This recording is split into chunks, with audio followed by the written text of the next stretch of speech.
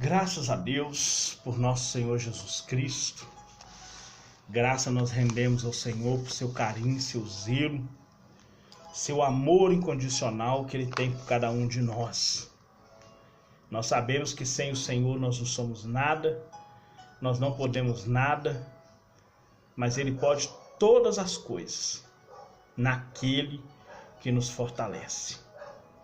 Nós podemos viver uma vida santa e piedosa na presença do Senhor, porque para isso Ele nos deu do seu Espírito Santo, nos deu da sua graça.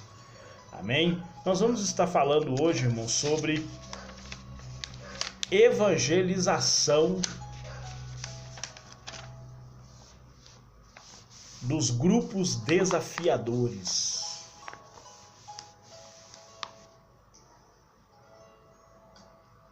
O Evangelho de Cristo, ele é uma pregação de inclusão e não de exclusão. O Evangelho de Cristo é um evangelho de inclusão, não de exclusão. Jesus, ele veio resgatar quem ele havia, ou quem se havia perdido, ou o que se havia perdido. Ele veio para incluir o ser humano no plano redentor do seu Pai, no plano de redenção. Amém? Então nós vamos abrir a nossa Bíblia num texto muito conhecido. Já falei sobre esse texto aqui, que se encontra no livro de Lucas, no capítulo 7, que é o texto que fala sobre a prostituta, a pecadora que unge os pés de Jesus. E nós vamos ler apenas uma única palavra, um único versículo, que é o 47, só para nós dar uma ilustração aqui. Lucas 7, 47 diz assim: Por isso te digo que os muitos pecados lhe são perdoados, porque muito amou. Mas aquele a quem pouco é perdoado, pouco ama.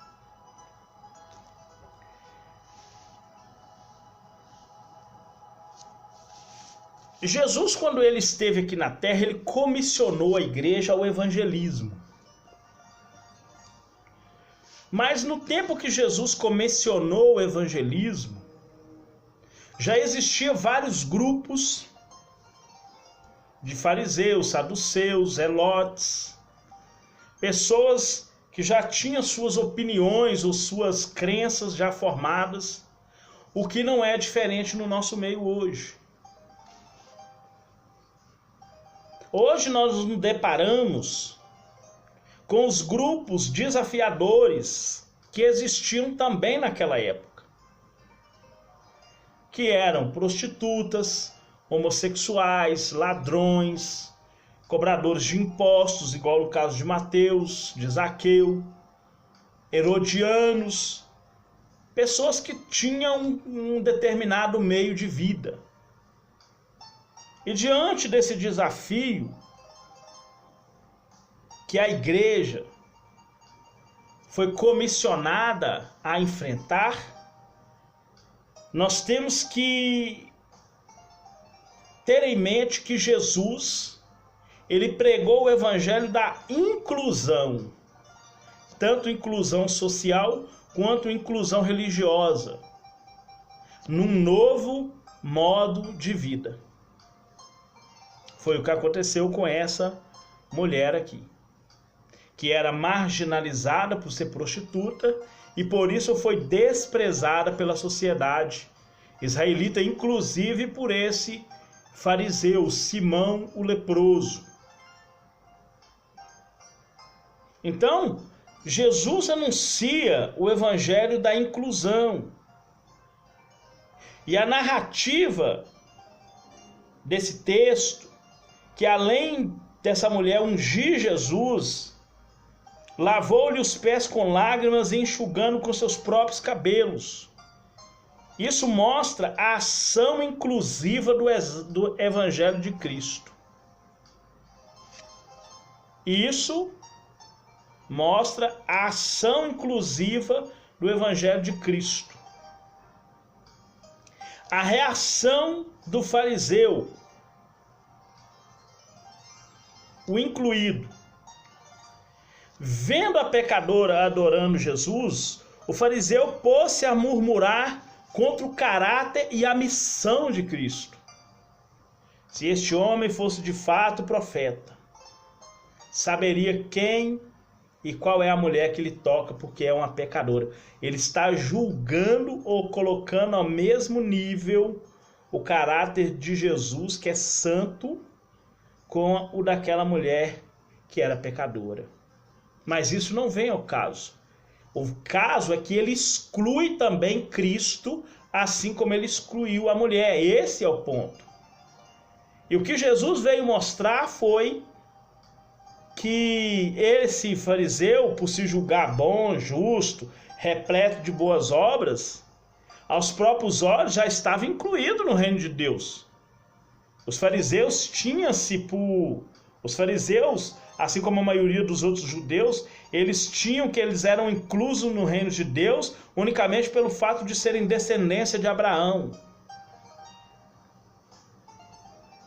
E João Batista fala assim: não presumais de vós mesmos, porque Deus pode fazer filho até de uma pedra. Até de uma pedra pode aparecer um filho a Abraão aí, ó. Mostrando que a inclusão na salvação é muito mais do que a presunção dela. Achava-se no direito de excluir aquela mulher, condenando ela ao fogo eterno. Assim agia os adeptos do farisaísmo, que eles tinham a mania de excluir as pessoas. Lá em Lucas 18:11 vocês vão ver um caso parecido. Será que não estamos agindo de igual maneira? Será que nós em algum momento não chegamos a excluir alguém? Igual eu já disse em outras mensagens, não somos críticos sociais. Nós pregamos, irmão, a autêntica palavra de Deus. Eu não sou crítico social. Eu prego a autêntica palavra de Deus. E a autêntica palavra de Deus diz que aquele que não nascer de novo não verá o reino de Deus. Aquele que não nascer de novo não entrará no reino de Deus. Para isso, tem que se converter. Para que seja incluído. A reação da mulher, a excluída. Aquela pecadora não restava outra coisa senão chorar e adorar a Cristo com seu unguento e lágrimas. Versículo 38. Ela nada podia alegar em sua defesa, pois todos sabiam quem era ela e o que ela fazia. Não podemos desprezar, pois, os que ao nosso redor choram e vergonhados por seus pecados. E a reação de Jesus foi o amor incluso, aquele que inclui, aquele amor que inclui a pessoa no perdão de Deus. Diante da insensibilidade do fariseu, Jesus mostra a fé operosa daquela mulher. Nos versículos 44 a 46. Em seguida, diante de todos, Jesus inclui a mulher no reino de Deus. Os seus pecados estão perdoados. Tua fé está salvando você. Vai embora em paz. É o último versículo, versículo 50. O Filho de Deus não exclui ninguém. Ele anunciou o evangelho da inclusão e nós devemos fazer a mesma coisa. Não devemos excluir ninguém da salvação em Cristo. Todo aquele que vem a mim, de maneira nenhuma lançarei fora. Isso foi dito por Jesus em João 10. Ele jamais vai lançar fora a pessoa que aceita ele. Quem faz isso é aquele filho lá, o irmão do filho pródigo lá. Ó. O irmão do filho pródigo excluiu completamente o irmão. Esse teu filho desperdiçou suas coisas aí, ó. Agora volta e você recebe ele. Olha para você ver a exclusão, nem chama de irmão. Igual os filhos de Jacó que chamaram José de teu filho. Ó, esse é a roupa de teu filho. Aí a onça comeu ele lá no mato. Olha o tanto que José era excluído dos irmãos. O evangelho de Cristo veio incluir.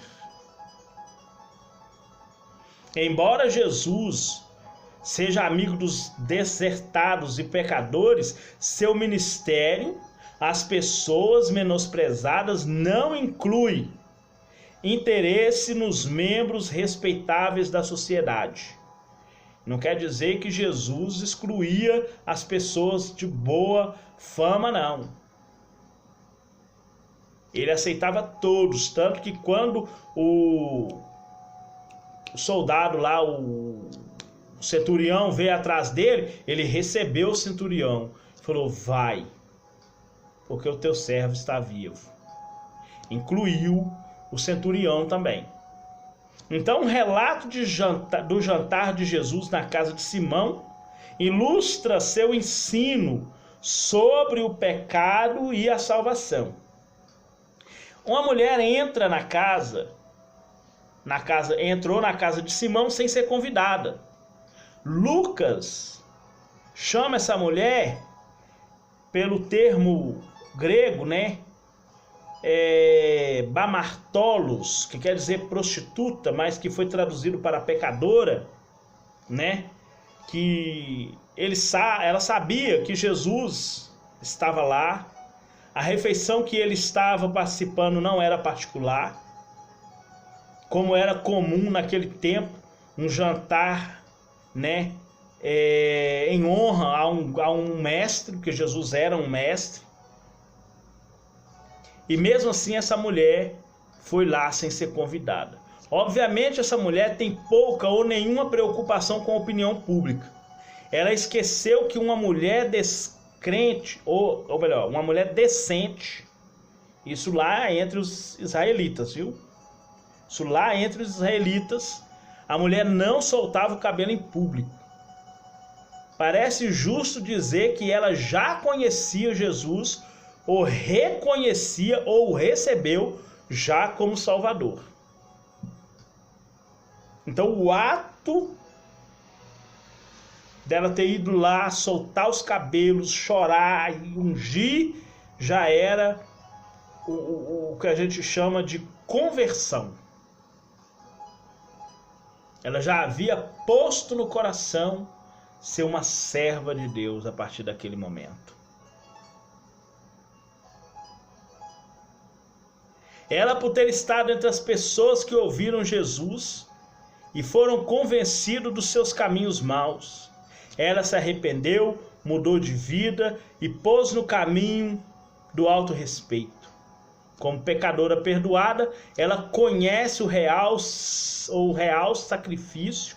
Aliás, ela conhece o real significado daquela passagem lá de 2 Coríntios 7. Arrependimento segundo Deus. Arrependimento, tristeza pelo pecado e não somente remorso. Por que evangelizar as prostitutas? A resposta a essa pergunta é mais do que óbvia. Devemos evangelizar porque Jesus morreu por elas também. Logo, como já deixamos claro, no tópico anterior, estejamos aptos a falar de Cristo. Que vários são as mulheres que foram libertas do pecado sexual, tornaram-se heroínas da fé, como Raabe e a mulher pecadora na casa de Simão. O caso de Raabe, nós sabemos que Raabe casou com Boaz. né? Não, casou com Raabe, casou com Obed e gerou a Boaz. E Boaz casou com a Moabita, com Ruth, que nem judia não era, se tornou judia. E por causa desse casamento de Raabe com Obed, nasceu Boaz. E por causa do casamento de Ruth com Obed, né? Obed gerou de Ruth a Jessé. Jessé gerou Davi. E da família de Davi veio Cristo. Olha para você ver a importância de se evangelizar uma pessoa. Se aquela mulher não tivesse sido poupada sua vida, lá no dia que Josué estava invadindo Jericó, em Josué 6 e 7, Josué 6, ela não estaria na linhagem das heroínas da fé. Como muitas outras, como Rebeca, como Débora, como Esther, que são casos de pessoas que não eram, mas que eram heroínas da fé. Elas também alcançaram isso. Então, nos tempos bíblicos, o meretrício era praticado com finalidades mercenárias e religiosas. Esse fato deve ser observado no uso das várias palavras hebraicas que se referem a uma meretriz. A palavra zona, no caso, nós conhecemos aqui também a zona, mas aqui no caso é um termo hebraico, chama zona, não sabia. Normalmente se refere a uma mulher que se ocupa dessa prática com finalidades monetárias. Nome apropriado. Existiam as prostitutas religiosas, que eram normalmente chamadas de Gedejá,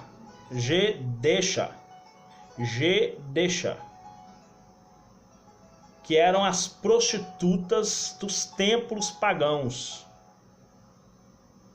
E elas eram religiosamente consagradas, né? Jesus faz uma referência a isso com relação ao divórcio. Quando Jesus fala da palavra prostituição, ele também está se referindo ao fato da mulher se tornar uma prostituta religiosa. Isso dava direito ao homem se divorciar, né? Então,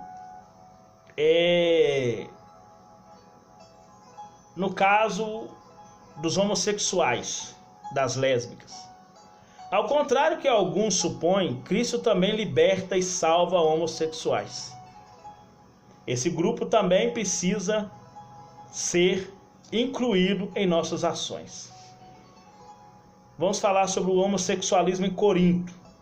Entre os crentes de Corinto havia também ex-homossexuais, que ao se arrependerem de seus pecados deixaram a velha prática e agora achavam-se entre os santos daquela igreja. 1 Coríntios 6, 10 e 11. Sua conversão não era propaganda enganosa, mas real e incontestável. Basta esse único caso para comprovar o poder do Evangelho. Agora, o mais interessante: como que você faz para evangelizar o homossexual? Os homossexuais, tanto quanto as mulheres, devem ser abordadas direta, mas respeitosamente. Devemos vê-los como as demais pessoas carentes da graça de Deus. Se crerem no Evangelho e se arrependerem de seus pecados, certamente serão salvos. Já convertidos não serão mais chamados desse nome. Será devidamente discipulado e integrado à fé do Evangelho e às orientações da casa de oração. Bem orientado, começará uma nova vida em Cristo e em todas as coisas glorificará ao Senhor da glória.